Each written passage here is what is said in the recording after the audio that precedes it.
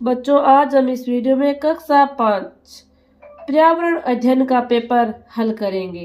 देखो, यहाँ पे आपको रोल नंबर लिखना होगा और यहाँ पे शब्दों में लिखना है और यहाँ पे विषय, यहाँ विद्यार्थी के हस्ताक्षर होंगे और यहाँ पे दिनांक लिखनी है। इसको अच्छी तरह से देख लेना है और मैं पूरा पेपर हल करके समझाऊंगी उत्तर सहित। देखो, चैनल को सब्सक्राइब नहीं किया तो सब्सक्राइब करें। ये नमूना प्रश्न पत्र है, इसको अच्छी तरह से हल करके समझेंगे। देखो, आपके समय होगा 2.5 घंटा, पूर्णांक 80 अंक। सही उत्तर को क्रमानुसार कोष्टक में लिखिए। प्रश्न 1, निम्न में से कौन सी खरीफ की फसल है?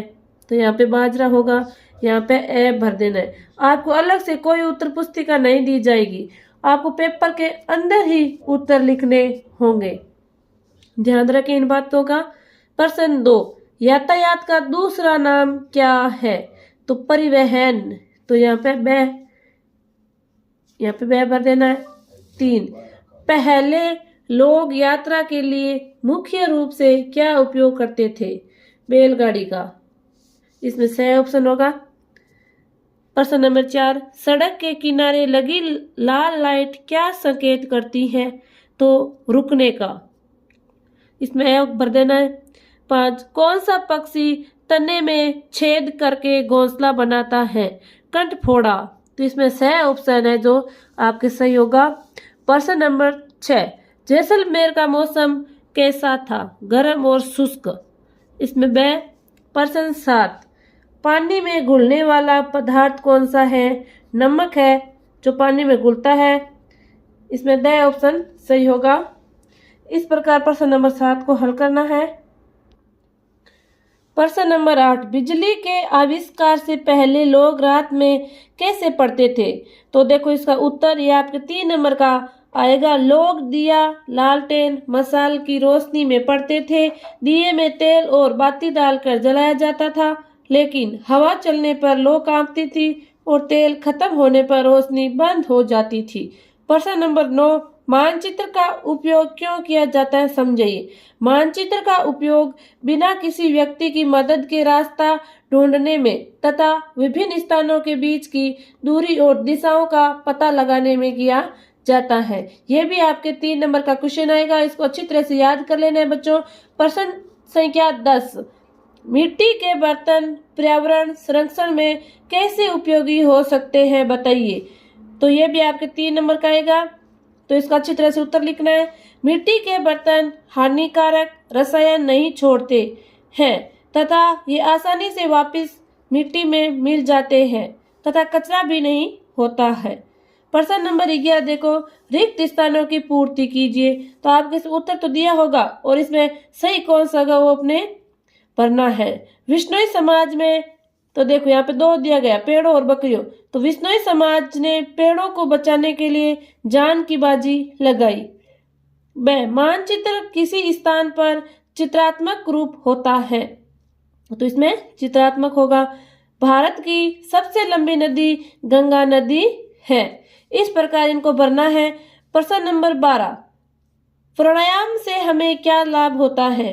प्राणायाम करने से हमें कई तरह के लाभ होते हैं, जैसे शरीर में ताजगी रहती है, मन शांत रहता है, तनाव दूर रहता है तथा शारीरिक और मानसिक स्वास्थ्य में वृद्धि होती है।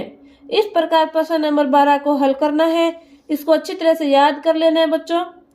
प्रश्न नंबर 13, निम्न समानार्थी शब्दों का मिलान कीजिए। यहाँ पे देखो, खंड ए और खंड ब, तो इसमें मिलान करना है। जोहड़, जोहड़ होता है जो एक छोटी झील होती है, तो इसको बै से मिलान करना है। टांका, टांका देखो छोटा जल भंडारण कुंड, तो इसमें सह से मिलान करना है। शब्दवाणी, जाम्बोजी, शब्दवाणी के रचयिता कौन है? जाम्बोजी, तो यहाँ पे जाम्बोजी से मिलान करनी है।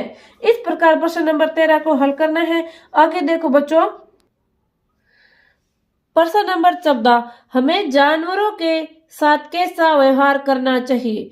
हमें जानवरों के साथ सम्मानजनक एवं प्रेम पूर्वक व्यवहार करना चाहिए तथा उनके साथ मारपीट नहीं करनी चाहिए। प्रश्न नंबर 15, तो देखो ये आपके 2 होगा ए और बे, ये 3-3 नंबरों का होगा दोनों ही। बारिश के समय ठंडी हवा क्यों चलती है बताइए। तो देखो बारिश के समय ठंडी हवा चलने के कई कारण हैं, जैसे हवा में नमी का बढ़ना, बादलों द्वारा सूर्य की किरणों को रोकने के कारण तापमान गिरना इत्यादि।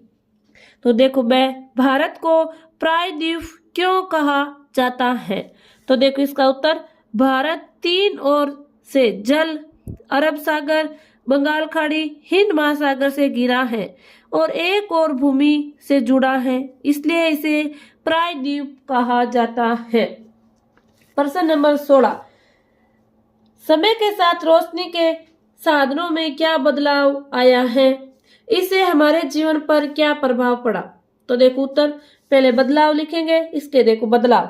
प्राचीन काल में मशाल, दिया, लालटेन, मध्यकाल में गैस, लैंप, बैटरी, आधुनिक काल में बिजली का बल्ब, CFL LED बल्ब। देखो इसका सकारात्मक प्रभाव, रात में भी पढ़ाई व काम करना आसान हुआ, जीवन सुविधाजनक हो गया। नकारात्मक प्रभाव, प्रदूषण, बिजली पर निर्भरता बढ़ी। आगे देखो प्रश्न नंबर 17, खेजड़दी की घटना क्या थी, इस घटना का आज क्या महत्व है। तो देखो खेजड़दी घटना 1730 में खेजड़दी गांव में खेजड़ी के पेड़ों की रक्षा हेतु अमृता देवी के नेतृत्व में 363 लोग ने अपनी प्राणों का बलिदान दिया था। इस घटना का महत्व है, इससे पर्यावरण के प्रति जागरूकता बढ़ी है, पर्यावरण की रक्षा के लिए सामूहिक एकता बढ़ी है, पेड़ कटाई पर रोक लगी है। इस प्रकार प्रश्न नंबर 17 को हल करना है। आगे देखो प्रश्न नंबर 18, सड़क पर चलते समय हमें किन बातों का ध्यान रखना चाहिए। सड़क पर चलते समय हमें निम्नलिखित बातों का ध्यान रखना चाहिए। यह आपके 6 नंबर का प्रश्न आएगा, इसको अच्छी तरह से याद कर लेना है।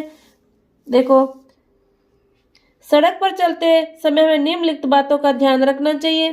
ट्रैफिक नियमों का पालन करना चाहिए, सड़क हमेशा जेब्रा क्रॉसिंग से पार करना चाहिए, सड़क के बाईं ओर चलना चाहिए, सड़क जल्दबाजी में पार नहीं करना चाहिए। प्रश्न नंबर 19 ए, बासोड़ा थाली के प्रमुख व्यंजनों के नाम लिखिए।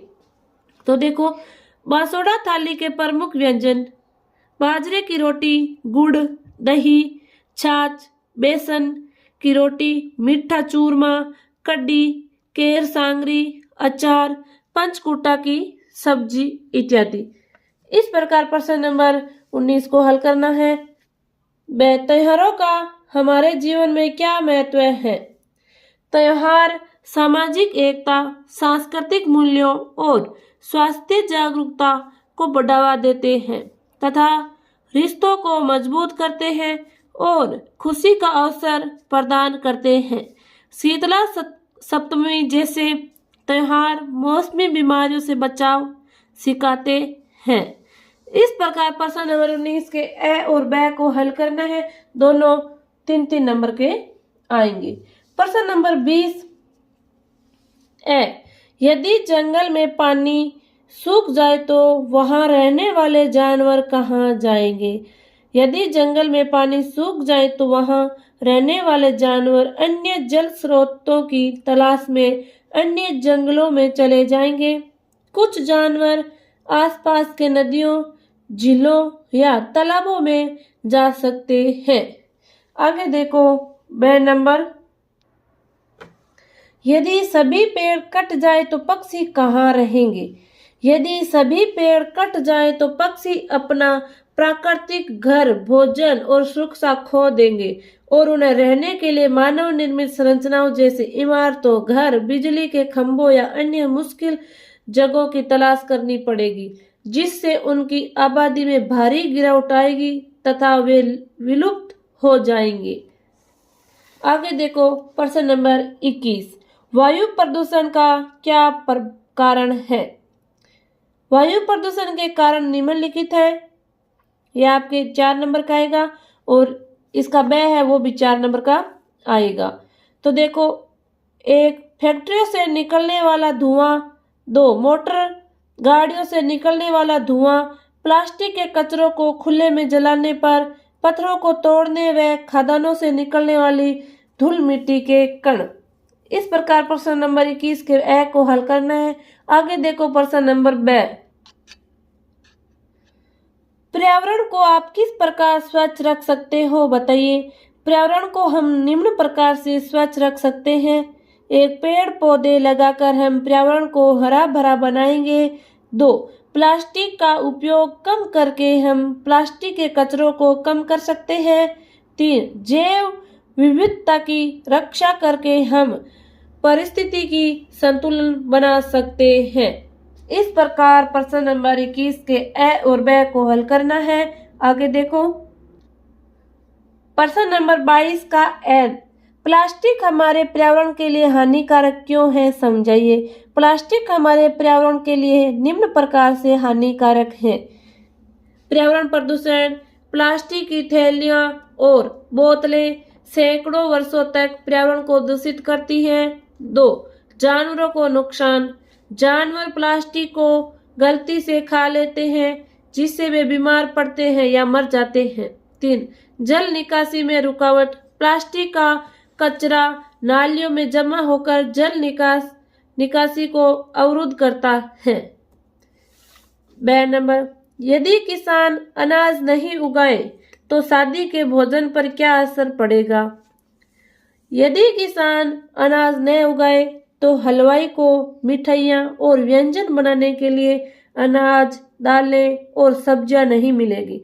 इससे शादी का भोजन तैयार नहीं हो पाएगा और मेहमानों को भोजन की कमी का सामना करना पड़ेगा।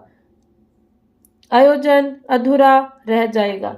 इस प्रकार प्रश्न नंबर 22 को हल करना है। बच्चों, यह था आपका पर्यावरण अध्ययन कक्षा 5वीं का नमूना प्रश्न पत्र। इसको अच्छी तरह से कॉपी में लिख के याद करें। चैनल को सब्सक्राइब करें, वीडियो को ज़्यादा से ज़्यादा शेयर करें, लाइक करें। धन्यवाद।